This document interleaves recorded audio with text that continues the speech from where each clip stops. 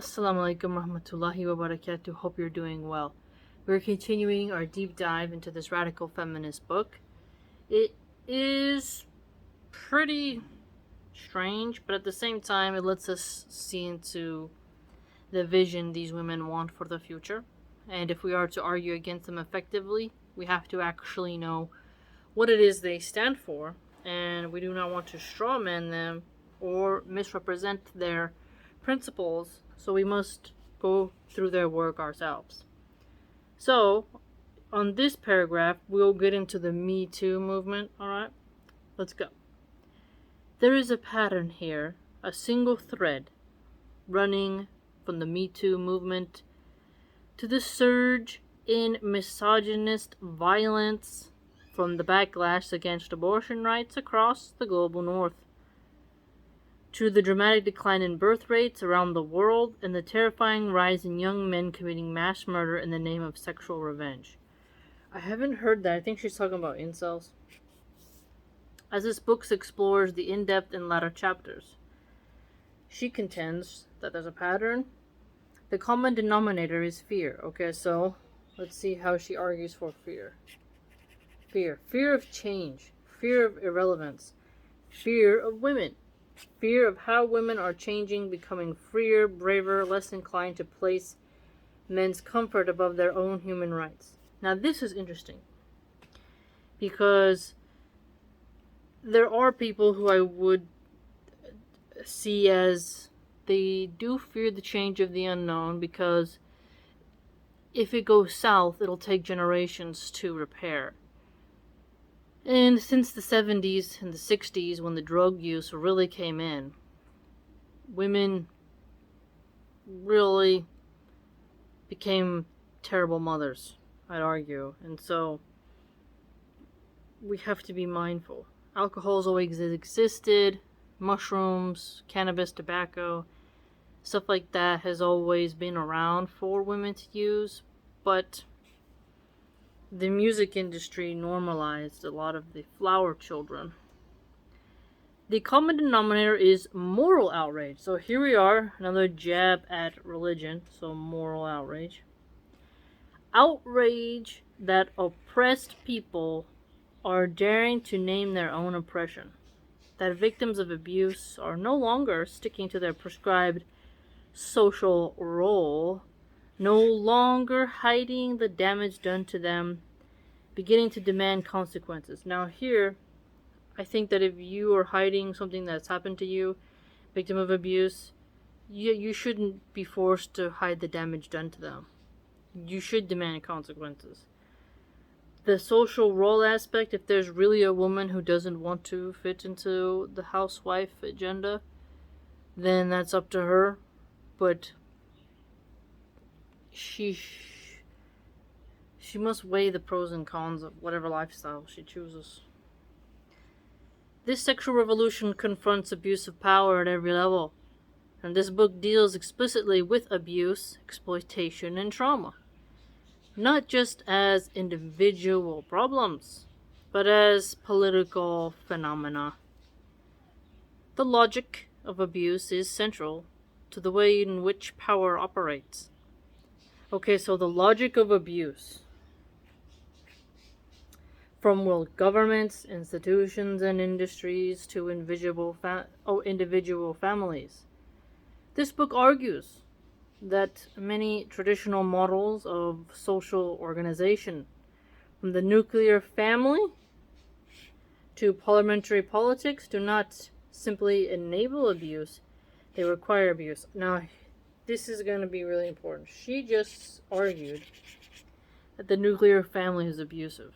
So when she set up here earlier, prescribed social roles, daring to name their own oppression, she's contending that being a mother in the nuclear family, in the traditional gender role, is oppression and abusive. Do you see how she kind of layered it? Inductive logic, deductive logic. Starting from a premise, going down. Think of it like a pyramid. Having all this stuff going down, having your top, and then going up, showing your evidence. They require the exploitation, bullying, male supremacy and white supremacy be normal and normalized. This is where I disagree. How does the white supremacy angle add up when, if we went about to the Middle East, let's say we go to Saudi Arabia, okay, how are those gender roles? There's no whites over there telling women they have to stay in the kitchen. It's the Islamic gender roles. If I head on over to rural Thailand, what will I see? What will I see when I head into rural Mexico? What will I see when I go to Michoacan, Jalisco, Guanajuato? What am I going to find in Sonora, Yucatan? Think about it. We're going to see the nuclear family.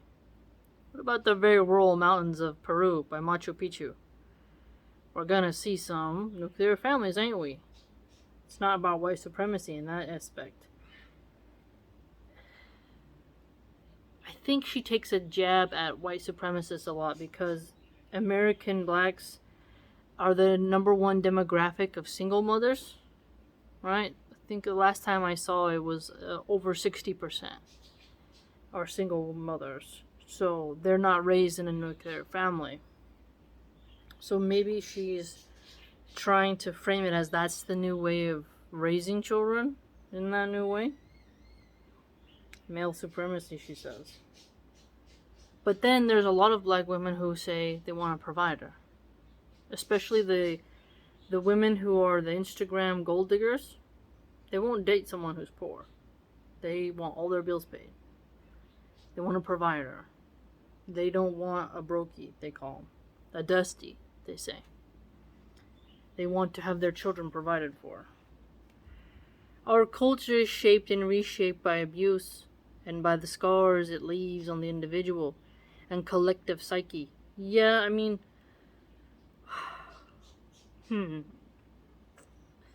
this word she's using of abuse is supposed to make you feel like there's an injustice happening, when you could look at it as brutal survival, right? How society conditions you to a certain level. Because culture comes from the ebb and flow of both the toughness and the softness. Think how a slow water edges out a rock and creates its own pathways. By eroding the rock, it creates its own avenue. So you have both the flames and the river that create and shape the land. The wind, the elements. If you look at all the elements and how they shape our environment, our social environment, our culture is shaped not just through abuse, but for every action that the zeitgeist kind of takes and what Allah subhanahu wa ta'ala permits. Right? But abuse has rarely been deemed worthy of political attention. I don't think that's true at all. Politics is non-stop screeching about injustice and how we have to have moral barriers and such. Especially for the economic class. The working class, blue collars are definitely focused on heavily, especially during election season. White collar jobs, well, they don't really get their abuse highlighted as much because they have a good HR department. But blue collars, they get ignored a lot. Instead, where it is spoken of at all, it is usually something that has to be born in private, healed in isolation. You have to... You gotta know how to heal in isolation. You need a community. That's true. You do. But sometimes you just gotta really take those arrows. You can't be an open book who's always trying to be a victim and wallowing in your misery. Because misery does love company. And some people, if they get a feedback loop of, I'm sad, help me, they'll get addicted to that. There's a balance, I'd argue. And that's useful because it places all the responsibility for change on the individual who suffers. Yes, we have to have the individual know that you have a responsibility to change your conditions the best way you can. But each individual adding up creates a new energy field, I'd argue, what's acceptable and what's not. So if every single person in a community starts saying, you cannot sell drugs on this corner, the community becomes more safe. If a prostitute is selling herself in front of a house and we chase her away, we sick the dogs on her, this is going to be better for the community. So if the wife just allows the hooker to be outside and she is in struggling internally, dealing with that, the suspicions are growing, she's so uncomfortable, well, she could take an action. And if all the women make the life of the prostitute horrible in their neighborhood and chase them out and nag their men and make it unsafe for her to sell herself, this changes the environment. And when the mayor wants to get reelected, the people urge him to put on the books no loitering for prostitution. Right? So it takes the domino effect to really get people going sometimes. The matchbox. And not on the systems that cause suffering. Yes, we can sometimes not want to fix the system. Like the prison system's pretty messed up. But at the same time, you individually don't do a crime to get in there. Don't be a criminal, and you don't have to worry about the prison system. But if you're carjacking people and then you're unhappy with the broken prison system, we got a broken prison system that needs reform, but you should not have done a crime. You need to take personal accountability. You're going to suffer in there, and you should.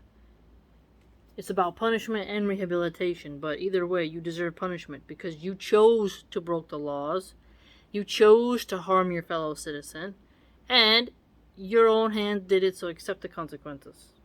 Suffer for it. Just in case anyone fails to get the message, those who do speak out about abuse can expect punishment and public humiliation, especially if they are women.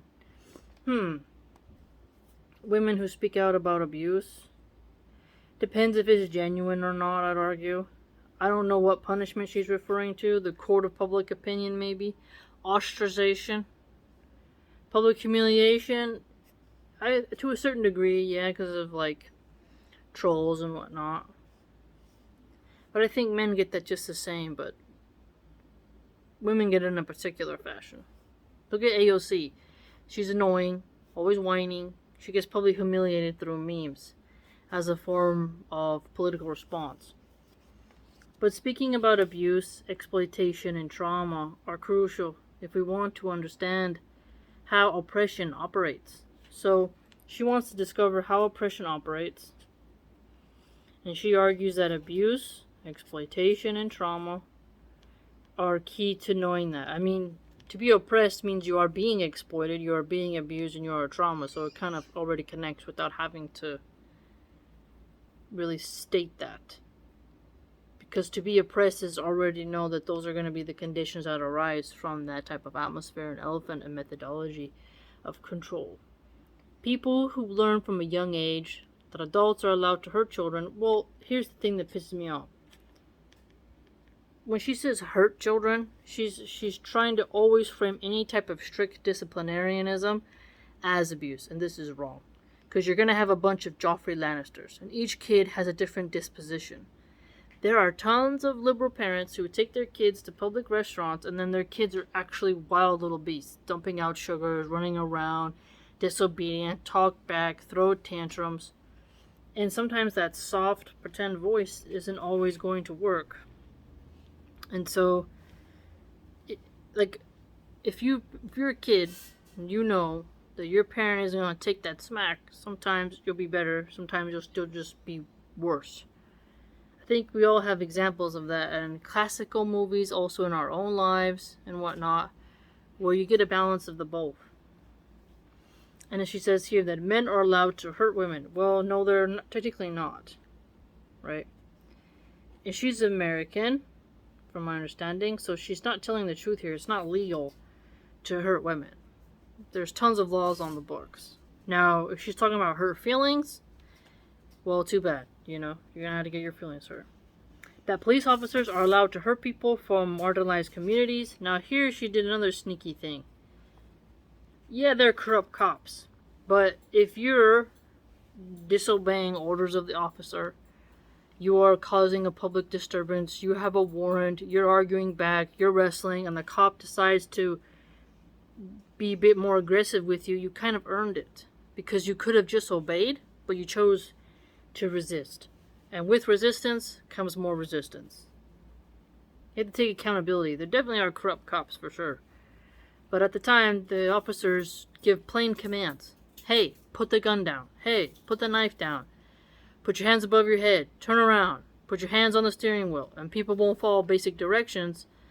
And then things escalate. People who choose to rebel over stupidity, over them breaking the law, and then they feel entitled to not have to do simple commands, that's why things escalate. That the strong are allowed to prey upon the weak, oh my gosh. So here we go. This is very new agey. There's always been the strong that have dominated the weak, but the weak find their own way to survive. You cannot make the world filled with cotton candy, and they're not allowed. It's just how it is. No one's sitting around telling the strong to dominate the weak. It just happens. Just like a lion will take out the weakest wildebeest, the child who's the shyest will not get picked to be class president, the laziest worker doesn't get promoted to the top position, right? You don't reward weakness with opportunity and authority. You reward the elite with authority and opportunity, and that's the way it should be. Mediocrity should not be rewarded, and it should not be looked with a smile. Then you're going to have a mediocre society that collapses. You got to be able to handle the stress. You got to be stress test. And the weak cannot she says, and the weak cannot rely on help arriving. Well, that's not necessarily true, right? Because you can get help, but you got to help yourself sometimes. There will be resources for you, but no one's going to spoon feed you. You have to figure something out. But if you're sitting around talking about, I'm a victim, I can't get help, I can't change, I need a magical pill, oh, I had a bad childhood, I had this, but you're not thinking of solutions. Oh, I could take this class. I could commute here. I could save a few dollars by taking the BART system. I could move to a better neighborhood and tone down my lifestyle. I could marry a rich man. I could marry a woman who's good. There's so many solutions. The help comes from you as well. You gotta pray to Allah Azza. You gotta be willing to do the work. And sometimes you just have to suffer in pain. It sucks. But you gotta get through it. Because if you get through it with righteous steadfastness, you oftentimes will have a great reward waiting for you. Will reshape their imaginations around that narrative. They will be more, not less, likely to accept bullying and exploitation as normal, part of their working lives. And this logic of exploitation has been upheld time and time again in recent years of political upheaval. Even as women and children have begun to speak out even more confident choruses about their experience of abuse, known abusers have been elevated to the highest positions of public office and political responsibility. So if you're talking about exploitation as in human trafficking, when she's talking about children speaking out, I would agree. She's part of the rainbow mafia that is allowing children to have irreversible genital surgery, where you'll become a eunuch, you're moving your breasts. So that's a whole new form of abuse. Watching violent bullies be rewarded hurts in a way that is hard to look away. Well, what are you going to do about it? From if you have been a victim of abuse yourself, as a very great many of us have, even if we don't like to think of ourselves that way. So yeah, sometimes the crappier person gets the reward. But Allah subhanahu wa ta'ala sees all things, and He's swift in accounting. And if that person gets repaid for what they did, we won't always be there to see it. So we must not assume they will go unscathed. And sometimes Allah subhanahu wa ta'ala is going to let them dig their grave deeper with their bad actions. Because if they are allowed to go astray, none can guide them except as Allah subhanahu wa ta'ala permits. So we may perceive them as having some type of favoritism upon them, but in reality, they are lost. Victims, in fact, routinely seem to burden themselves with shame that should properly belong to those who victimize others. The shame element is important. If you were sexually assaulted, right, you must know how to endure, to recover, to overcome, to see the goodness in the world again, not let it crush you. It's not easy, I know from experience. You must learn to see the good in this world. You have to go through that shadow. You can't stay there. You cannot just repeat it to yourself. You'll get lost in the misery. In fact, the amount of shame still attached to being a person who has experienced violence or persecution today has everything to do with the desire to silence victims and normalize abuse. I don't think people silence victims. For example, why Soft White Underbelly talks to many victims, but YouTube demonetizes them all the time. And liberals when you run YouTube. So, come on now. Abuse gets thrown around a lot, and we have to be mindful not to frame everything as abuse. We can talk about fixing things without always having to use very hyper dramatized words and rhetoric in our persuasive speeches, our persuasive arguments. Very interesting section. What do you think? Let me know. By the way, if you'd like to join my blog, it's www.subscribestar.com/Milahan Art Guide. Hope to see you there.